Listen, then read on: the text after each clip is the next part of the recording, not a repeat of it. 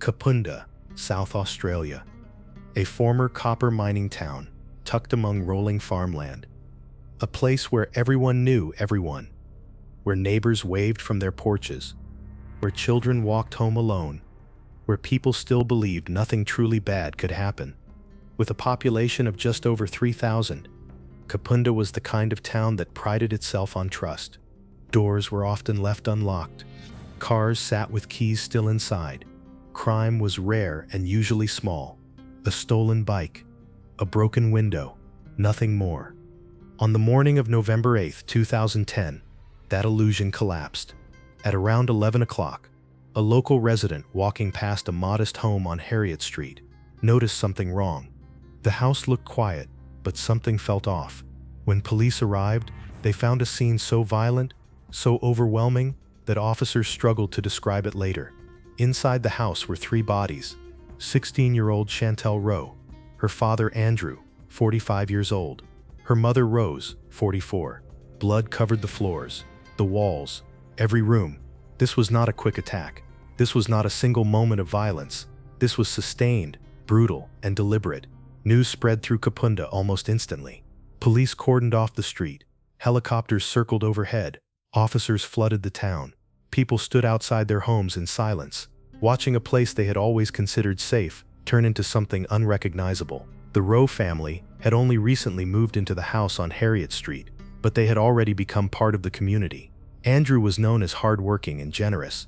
Rose was warm, funny, and practical, the kind of person who fixed things herself instead of calling for help. Chantelle was 16 and full of energy. Friends described her as playful, always joking, never easily upset. She was counting down the days until she turned 18, already talking about going out with her older brother Christopher. Christopher did not live at the house. He was 24, engaged, and living with his fiancée and her parents. At the time of the murders, he was in Queensland, away from home. When media footage began appearing online showing Harriet Street crawling with police, Christopher recognized the location immediately. He posted on Facebook, "Can someone please tell me what's going on? That's my parents' street. My family lives there and I can't reach them." Someone replied quickly, trying to reassure him. They said everything was fine. They had checked the wrong house. Christopher would soon learn the truth. As police worked the scene, confusion filled the town. Officers refused to confirm whether it was murder. Some locals feared a murder-suicide. Others feared a killer was still out there. Detectives remained silent, not because they had nothing to say, but because what they were dealing with was unlike anything Kapunda had ever seen. The violence inside the Rowe home had no single focal point. From the moment investigators opened the front door, it was clear that the attack had moved through the house, the kitchen, the bedrooms, the hallways. Blood was everywhere. Andrew was found in the kitchen. He had been stabbed nearly 30 times. Rose was found only meters away. She had been stabbed more than 50 times. In two separate attacks, evidence showed she had tried to crawl away. Chantelle's injuries were the most disturbing. She had been stabbed at least 33 times. Her injuries were described by pathologists as barbaric. She had been sexually assaulted. Her clothes had been torn from her body. At some point, she had been redressed. All three victims had fought back. None of it was enough. Knives from the family's own kitchen were used in the attack. Some broke under the force.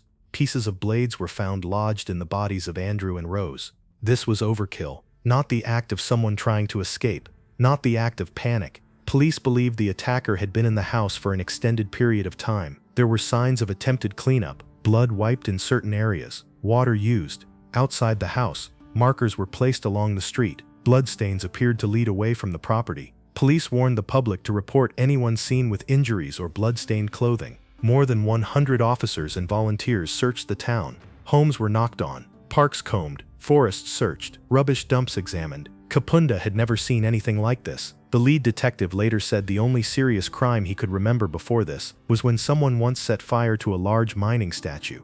Now they were dealing with one of the most violent crimes in South Australian history. A neighbor came forward with critical information. Just after 1 in the morning, he heard Rose scream for help 3 times. Then he heard a loud thud, then Andrew shouting, then silence. Police could not tell if they were searching for one killer or multiple. They could not tell how many weapons were used. They could not even confirm when exactly the murders had begun. Forensic teams faced an enormous challenge. In a house where 3 people lived, biological material was everywhere. Hair, skin cells, fingerprints, blood. saliva. The task was not finding DNA, it was finding the right DNA.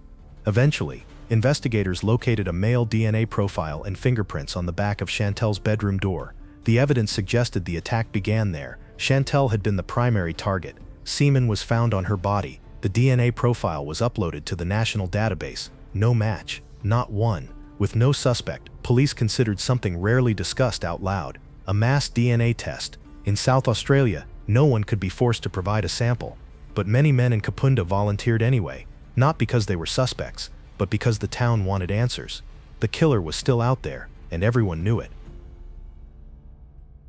As police worked backward through Chantelle's life, one detail stood out. Just days before the murders, she had hosted a small gathering at her house. Nothing wild. A few friends, movies, snacks, drinks. Her parents were away for the night. Everyone who attended was cooperative. Everyone provided statements. Everyone provided samples. Chantelle's boyfriend Dylan was ruled out early. He had texted her around 5:30 on the morning of November 8th, checking in because she had been feeling sick the day before. He never received a reply. Phone data later showed a message had been sent from Chantelle's phone, but it never arrived. Investigators believed the message was sent after Chantelle was already dead. Someone else had used her phone. As detectives expanded their search, one name surfaced repeatedly: Jason Alexander Downey, 18 years old. Originally from Scotland, Jason had moved to Australia at 14 with his mother and brother. His stepfather was Australian. He attended the same high school as Chantelle and knew Dylan. He had not been at the gathering, but he knew Chantelle well. When police spoke to Jason, something felt off immediately. Without being asked, he offered an alibi. Officers noticed deep cuts on his palm. Jason said he had fallen off his bike. Online, Jason described himself as quiet, isolated, a loner. People who knew him said he exaggerated stories and struggled to form close friendships. He worked as an apprentice mechanic. His co-workers disliked him. Dylan described him as shy, never aggressive. Jason had a crush on Chantelle, but Dylan had never considered it dangerous. What Dylan did not see was the depth of Jason's fixation. Jason texted Chantelle constantly, called her repeatedly, confided in her about his anxieties and insecurities. Chantelle answered because she did not want to be rude, but she had begun to distance herself. She did not invite Jason to the gathering. She did not explain why. The night of the murders, Dylan told Jason something crucial. Chantelle was sick. She was staying home. Dylan would not be there. Jason believed she was alone. Police requested Jason's DNA and fingerprints. Within 48 hours, the results came back: a match. Jason told police he and Chantelle had been in a consensual sexual relationship months earlier. There was no evidence to support this claim. He was arrested. Despite a suppression order, social media had already identified him. Jason's mother defended him publicly. She described him as gentle, respectful, non-violent. But forensic evidence told a different story. Investigators believe Jason entered the house through a bathroom window. He went straight for Chantelle. She was attacked first. When her parents intervened, he turned on them. He moved back and forth between victims. Chantelle, bleeding, crawled under her bed. Jason dragged her out. She was stabbed again. She was raped as she lay dying. Afterward, Jason attempted to clean the scene. Then he left. He slept in his car. The next day, he went to work. He later attended a memorial, left a teddy bear, signed his full name. A year later, Jason pleaded guilty to 3 counts of murder. But even that was not the end. In early 2012, prosecutors took an unusual step. They questioned the legitimacy of Jason's guilty plea. Letters he had written to his mother surfaced, claiming innocence. In them, he described discovering the bodies and blaming an unknown man. The court descended into chaos. Police used the delay to gather more evidence. They found Chantelle's USB drive in Jason's bedroom, her lanyard in his car, blood belonging to Andrew and Rose. Faced with the evidence, Jason re-entered his guilty pleas. He spoke of jealousy, of anger, of believing Chantelle owed him something. He admitted he wanted something to happen between them. During sentencing, the full details of the crime were read aloud. Family members listened. Many wept. Some screamed in anger. Jason showed little emotion. The judge sentenced him to life in prison, with a minimum non-parole period of 35 years, one of the longest ever imposed in South Australia. After sentencing, Jason wrote a letter of apology. Investigators said it was not genuine. They believed his plea was motivated by sentence reduction, not remorse. Rumors circulated that Chantelle had been pregnant. Police confirmed this was false. It was never supported by evidence, never mentioned in court, never confirmed in autopsy. The rumor began with a journalist who admitted he thought it would make the story more interesting. Kapunda never recovered. Doors were locked. Trust vanished. For Christopher Rowe, justice offered no closure. He lost his parents, his sister, his entire world. All he could do was survive and try to remember them, not as victims, but as people.